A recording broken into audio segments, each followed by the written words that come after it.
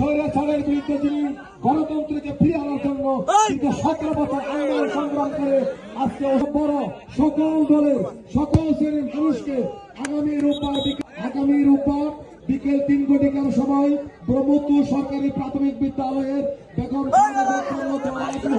দল নির্বিশেষে হিন্দু অংশগ্রহণ করা আহ্বান জানিয়ে আমার বক্তব্য আমি এখানে শেষ করছি। খোদা হাফেজ। যারা আয়োজন করেছে আয়োজক কমিটিকে আবারও ধন্যবাদ জানিয়ে এবং দর্শক মন্ডলীকে আবারও সংগ্রামী সালাম জানিয়ে আমার বক্তব্য শেষ করছি। আসসালামু আলাইকুম ওয়া রাহমাতুল্লাহি ওয়া বারাকাতুহু।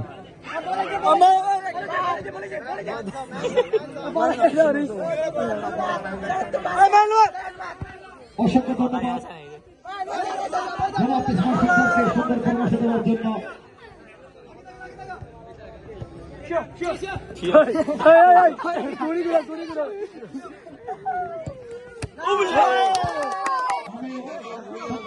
বক্তব্য রাখার জন্য বিশেষভাবে অনুরোধ জানাচ্ছি সভাপতি ও সমাজসেবক বিশিষ্ট সুপরিচিত জনাব নাসির উদ্দিন। আমি সংগীত বাজারে বক্তব্য রাখার জন্য বিশেষভাবে অনুরোধ জানাচ্ছি।